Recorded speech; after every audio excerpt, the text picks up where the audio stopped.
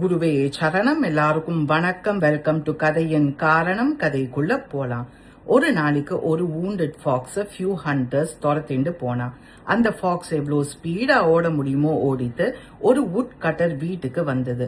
அந்த would cutter கிட்ட help கேட்டது. அந்த வுட் கட்டர் சொன்னா, என்னோட வீட்டுக்குள்ள போய் ஒளிஞ்சுக்கோன்னு அந்த ஃபாக்ஸ் போய் ஹைட் பண்ணிட்டு கொஞ்ச நேரம் கழிச்சு அந்த ஹண்டர்ஸ் வுட் கட்டரை கேட்டா, இந்த வழியா ஏதாவது ஃபாக்ஸ் போறத பாத்தியான்னு.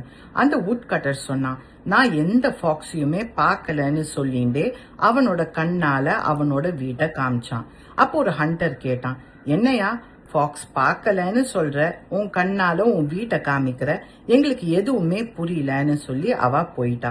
அந்த ஹண்டர்ஸ் போனோன்னு கொஞ்சம் சேடா அந்த ஃபாக்ஸ் வீட்டை விட்டு வெளில வந்து ஃபாரஸ்ட்குள்ள போச்சு. அப்போ அந்த வுட் கட்டர் ஃபாக்ஸ கேட்டான், என்ன ஃபாக்ஸ், உன்னால ஒரு தேங்க்ஸ் கூட சொல்ல முடியாதா? உனக்கு எவ்வளோ பெரிய ஹெல்ப் பண்ணிருக்கேன்னு. அப்ப அந்த ஃபாக்ஸ் ரொம்ப சர்காஸ்டிக்கா ஸ்மைல் பண்ணிட்டு கேட்டது, நீ எப்படி தேங்க்ஸ் எதிர்பார்க்கலாம்? நீ சொன்னது ஒண்ணு, செஞ்சது ஒண்ணு. நான் தான் பார்த்தேனே, என்னை காப்பாத்துற மாதிரி காப்பாத்திட்டு என்னை மாட்டி விடுறதுக்கு பார்த்த. என்னோட lucky day, by God's grace நான் எஸ்கேப் ஆயிட்டேன்னு சொல்லிட்டு. Excellent story. இந்த வுட் கட்டர் மாதிரி நிறைய பேர் இருக்கா. சின்ன விஷயம் கூட அவளால சொல்றத செய்ய முடியாது. அந்த மாதிரி பர்சன்ஸை நம்மளால ட்ரஸ்ட் பண்ண முடியாது. அதே மாதிரி ரெஸ்பெக்ட் கொடுக்கவும் தோணாது.